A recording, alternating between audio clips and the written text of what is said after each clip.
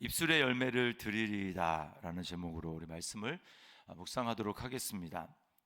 1절 말씀에 보니까 하나님이 이스라엘아 내 하나님 여호와께로 돌아오라, 불의로 말미암아 엎드러졌느니라, 이렇게 말씀을 합니다. 오늘 본문은 어떻게 돌아가야 될지에 대해서 우리에게 말씀하고 있습니다. 2절 보니까 돌아와서 아뢰기를 모든 불의를 제거하시고 라고 이야기를 하죠. 이게 이제 이스라엘의 말입니다.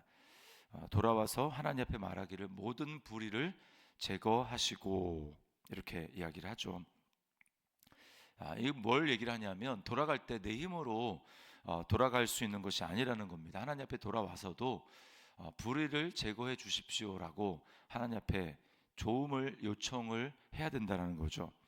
기도해야 됩니다. 은혜를 간구해야 됩니다. 그러니까 우리가 돌아가고 하나님의 은혜로 회복되는 그 모든 것을 하나님께 구하고 하나님께 요청할 때 하나님의 힘으로 이 모든 것들이 이루어진다는 것을 우리에게 보여주는 것입니다.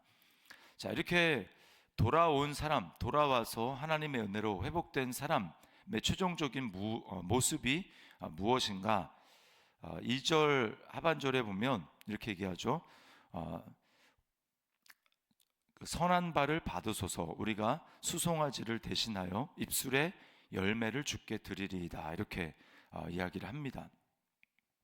입술의 열매를 드리리이다. 입술의 열매라는 것은 마음으로부터 우러나오는 찬양과 감사를 말하는 것입니다. 하나님이 원하시는 것은, 우리에게 원하시는 것은, 다윗도 고백했지만 주님은 번제를 원하시지 않습니다. 주님이 그걸 원하셨으면 내가 주께 드렸으리이다, 이렇게 다윗이 시편에서 고백을 합니다. 주님이 원하시는 것은 상하고 통회하는 심령이다, 이렇게 이야기하지 않습니까? 그러니까 하나님이 원하시는 것은 겉으로 보여지는 어떤 외적인 형식보다는 마음으로부터 우러나오는 것이고, 그 입술의 열매라고 하는 것은 바로 하나님이 원하시는 감사, 찬양의 제사라고 하는 것입니다. 이스라엘 백성들이 우리 구약을 쭉 살펴보면 그들의 형식은 늘 있었습니다. 그런데 문제는 뭐냐면 마음이 없는 거죠. 그래서 이 백성이 입술로는 나를 이렇게 공경하지만 마음은 내게서 멀다, 이렇게 주님은 말씀을 하셨죠. 마음이 없어지니까 하나님 앞에 드려야 될 예배에 진실함, 정성이 없죠. 그래서 말라기서에 보면은 야, 이런 거를 네 총독한테 드려봐라, 그들이 기뻐 받겠느냐. 그 짐승을 드리는데 그냥 마음이 없으니까 이렇게 저는 것, 눈이 먼 것, 하나님이 제물로 받지 않겠다고 말씀하신 그런 것들을 골라서 하나님 앞에 드리는 거죠.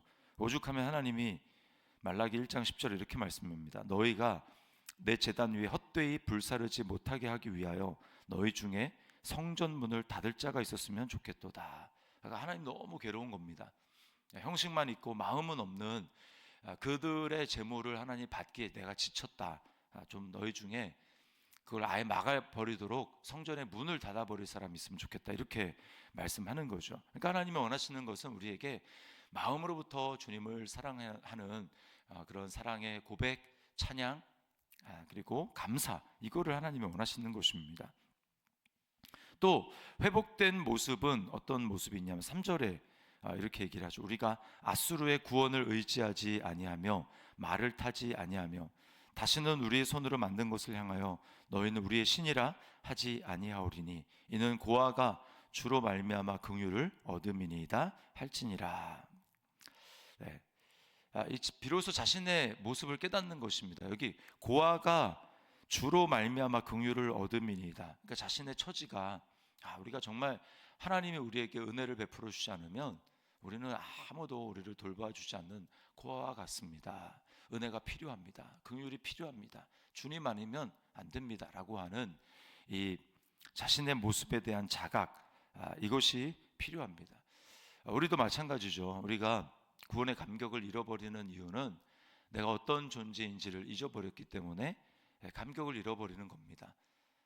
환경이 좀 넉넉해지고 그렇게 되면 우리가 내가 어떤 처지에서 구원을 받았는지를 잊어버리는 거죠. 그래서 처음부터 내가 하나님 없이도 잘 살고 또 그런 존재였던 것처럼 그렇게 생각을 하니까 배불러진 거죠. 영적으로 배불러지면 하나님에 대한 정말 간절한 마음과 또 주님을 전심으로 사랑하는 그런 마음이 없습니다. 그래서 예수님이 마태복음 산상수훈에서 5장에 보면 심령이 가난한 자는 복이 있나니, 누가복음에는 심령이란 말이 없죠. 그러니까 가난한 자는 복이 있나니, 마음이 가난하고 그렇게 되면 천국이 그들의 것이다, 이렇게 말씀을 합니다. 왜냐하면 마음이 가난하고 애통하고 하나님 한 분 외에는 나에게 소망이 없습니다 라는 것을 정말 마음속 깊은 곳으로부터 진실하게 인정이 되고 고백이 될 때 그 사람은 하나님의 은혜를 전심으로 구하게 되는 거죠. 그러니까 우리가 여기 아수르를 의지하지 아니하며 말을 타지 아니하며, 그 말은 이제 다른 것을 의지하지 않고 오직 하나님 한 분만 의지하겠습니다라는 고백인 것입니다. 이게 회복된 사람의 모습인 거죠. 은혜로 회복된 사람의 모습. 자, 그런데 하나님이 어떻게 이렇게 회복시키시는가? 4절에 보니까 이렇게 얘기합니다. 내가 그들의 반역을 고치고, 이렇게 하나님이 직접 고친다라는 거예요. 근데 여기 사실은 말이 안 되는 건 뭐냐면, 반역을 고친다. 반역은 고치는 게 아니라 반역은 죽임으로 그러니까 심판하는 것입니다. 반역은 고칠 수 있는, 또 반역은 이렇게 용서해 줄 수 있는 그런 죄가 아니에요. 그런데 하나님은 뭐라고 말씀하시냐면 반역을 고친다. 반역을 고친다. 반역한 자를 죽여야 되는데 그 통치를 아예 거부하고 내가 왕이 되겠다, 내가 스스로 또 내가 원하는 자를 왕으로 세우겠다라고 하는 게 반역 아닙니까? 역사 이래로 이 반역이라는 것은 이제 왕정 국가고, 또 반역을 일으킨 자에게 자비를 베푸는 그런 왕은 없고 그런 국가도 없습니다. 근데 반역한 자는 죽여야 되죠. 그런데 하나님은 반역을 고칠 뿐만 아니라 뭐라고 얘기합니까? 바로 그 다음에 보면 기쁘게 그들을 사랑하리니 나의 진노가 그에게서 떠났음이니라. 이게 참 놀라운 하나님의 말씀인 거죠. 그러니까 하나님이 변덕이 많은 분이시기 때문에 어떨 때는 막 진노했다가 어떨 때는 뭐 반역을 고쳐서 용서해 주겠다, 왔다 갔다 기준이 없는 그런 분이 아니고요. 하나님은 공의로운 분이셔서 죄를 그냥 눈 감아 주지 않습니다. 그렇다면 우리는 이게 도대체 어떻게 가능한 일인가, 반역을 고치는 것이 어떻게 가능한 일이고 갑자기 그들을 기쁘게 사랑하고 진노가 떠났다고 하는 게 어떻게 가능한 일인가 라고 하는 것을 질문하지 않을 수가 없습니다. 하나님이 어떻게 고치시는가? 우리가 2절 말씀을 자세히 유념해서 보면 2절 앞에 너는 말씀을 가지고 여호와께로 돌아와서라고 이렇게 이야기합니다. 말씀을 가지고 여호와께로 돌아와서. 이 말씀이 바로 누굽니까? 그러니까 말씀이 있어야 하나님께로 돌아가고 말씀이 있어야 고침을 받는다, 하나님은 말씀으로 고치신다라고 하는 것인데, 우리는 그 말씀이 누구인지 알죠. 말씀은 단지 그냥 하나님 입에서 나가는 말씀, 성경 말씀일 뿐만 아니라 말씀의 가장 근본이 되는 요체는 바로 말씀이 육신이 되어 이 땅에 오신 아들이 바로 말씀입니다. 그 말씀이 바로 그리스도고 그 말씀이 바로 예수님이죠. 그 말씀이 이 반역한 우리를 대신해서 십자가에 달리신 인격이신 그리스도이십니다.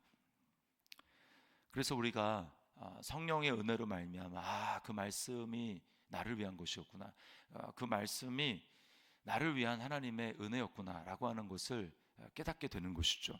9절에서 그렇게 얘기하는 겁니다.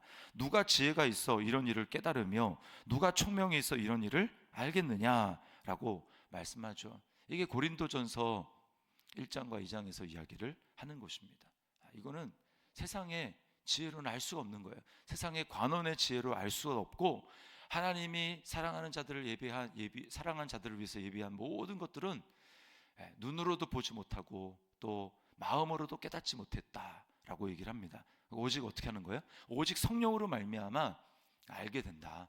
성령은 하나님의 깊은 것이라도 통달하는 분이기 때문에 이 하나님의 무한하신 사랑과 하나님의 이 무한하신 우리를 향하신 하나님의 치유하시는 이 계획은 오직 성령으로만 우리 눈을 밝힐 때에 알게 되는 것입니다. 그래서 하나님은 사람들에게 복음 전도를 하면 그들은 말도 안 되는 소리다, 당신이나 믿어라, 이렇게 얘기하지 않습니까? 이게 하나님이 우리에게 예비하신 이 은혜는 오직 성령으로 말미암아 전도의 이 미련한 것으로 자신의 지혜를 내려놓고 자신의 총명을 내려놓고 오직 하나님 앞에 나는 아무것도 아닙니다라고 하는 오직 성령께서 깨닫게 하시는 그것을 가지고 전도의 미련한 것으로만 하나님께 나올 수 있습니다. 그 전도가 뭐예요? 말씀이죠. 말씀이 당신을 위해서 오셨습니다. 말씀이 당신을 위해서 이 땅에 오셨습니다. 찾아오셨습니다. 당신을 위해 죽으셨습니다. 당신의 반역을 고치십니다. 당신을 그래서 하나님이 사랑하십니다 라고 하는 게 바로 이 말씀을 가지고 여호와께로 돌아오는 것입니다. 그럴 때에 성령님은 나를 그 말씀과 연합시키십니다.